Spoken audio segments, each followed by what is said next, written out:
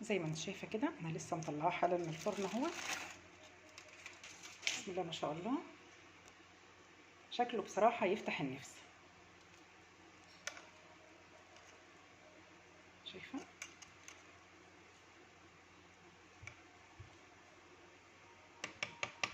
جربي بقى ان شاء الله تعملي لسان العصفور بالكبد والقوانص بالطريقه ديت. وفي نفس الوقت برضه انت ممكن تعمليه بدل الكبد والقوانص تعمليه باللحمه، ممكن تعمليه بقطع الفراخ، ان شاء الله بيبقى طعمه جميل جدا. جربي كده هيعجبك ان شاء الله. وما تنسوناش في لايك واشتراك في القناه وفي رعايه الله. السلام عليكم، اهلا بيكم، ازيكم؟ النهارده ان شاء الله هنعمل طاجن لسان عصفور بالكبد والقوانص في الفرن، تحفه ان شاء الله، هيعجبكم جدا. واحنا عاملينه بطريقه مختصره. المكونات اللي عندي ان شاء الله، انا عندي هنا دي صلصه طماطم اللي احنا مفرزينها مع بعضينا، وعندي هنا بصلايه كبيره مبشوره، وعندي هنا كبد وقوانص. الكبد والقوانص الكميه اللي انت تحبي تحطيها حطيها، يعني عايزه تكتري كتري، عايزه تقللي قللي كده. وعندي هنا فلفل مخرطاه زي ما انت شايفه كده، وعندي هنا ملح، فلفل اسمر، بهارات فراخ. دي الحاجات اللي احنا هنستعملها ان شاء الله. وهنستعمل نص كيلو لسان عصفور، وهنحط طبعا شوربه.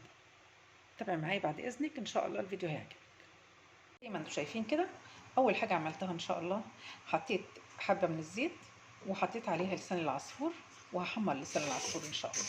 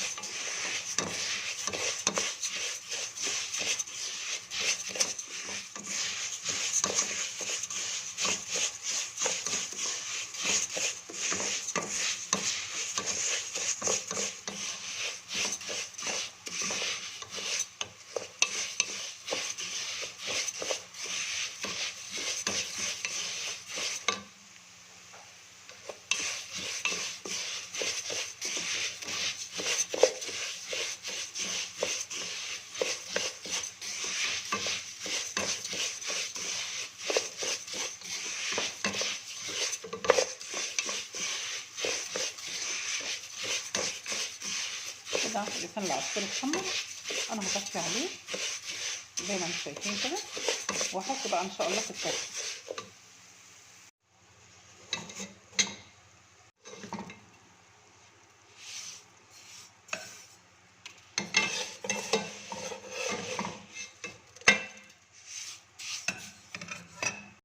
هركنه بقى على جنب ان شاء الله، واعمل بقى ايه الكبد والقوانص.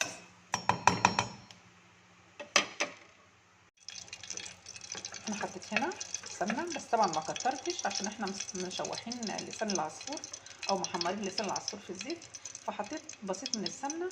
لو عايزه تحطي زيت حطي زيت. وهحط بقى ايه الكبد والقوانص، هشوحها مجرد تشويح بس.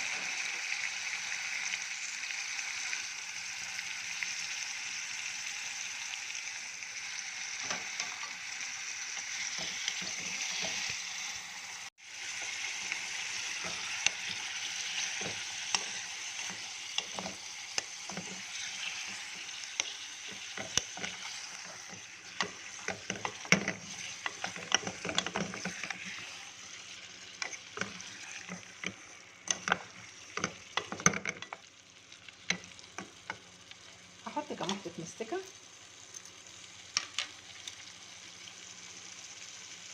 طبعا زي ما انتم عارفين المستكه بتشيل اي زفاره.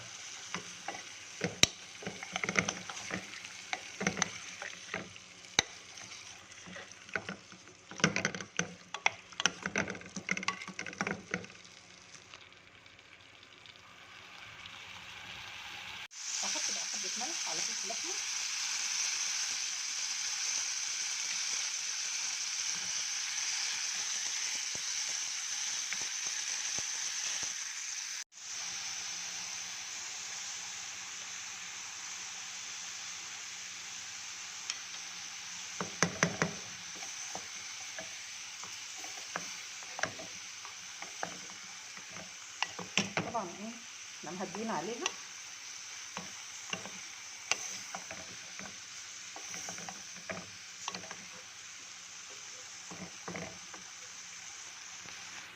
هتنزل بقى ميتها وتشربها وبعدين نطفي عليها ان شاء الله.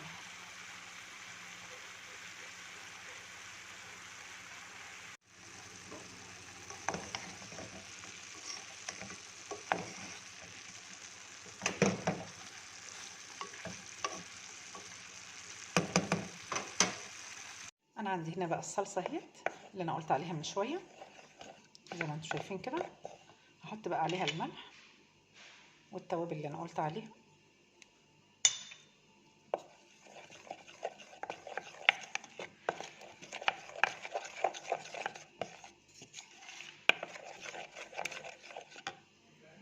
هحط عليها كمان الشرب.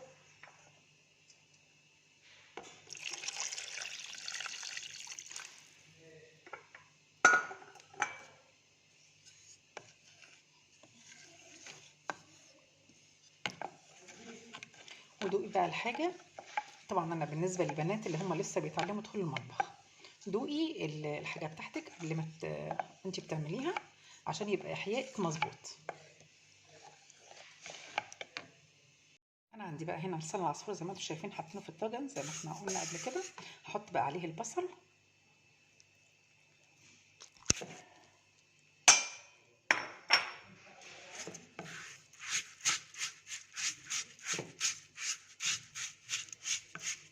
وهحط الفلفل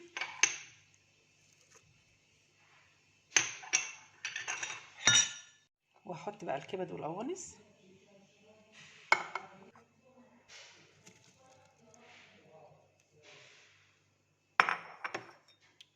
نقلب بقى كده تقليبه حلوه كده.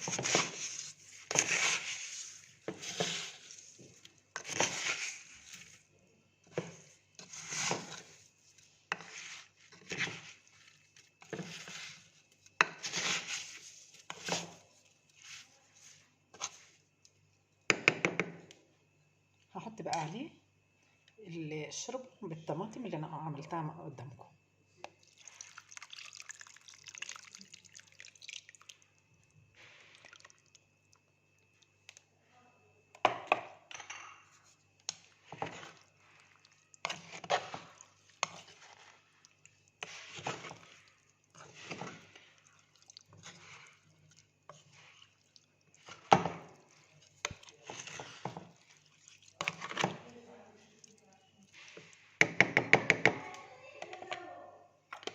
هغطيه بقى بالفويل ان شاء الله.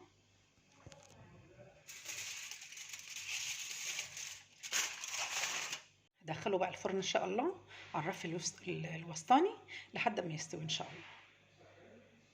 اهم حاجه بس تبقى الشوربه مغطيه لسان العصفور، يعني اعلى من لسان العصفور بحوالي مثلا 2 3 سم عشان خاطر لسان العصفور ياخد راحته في السوا.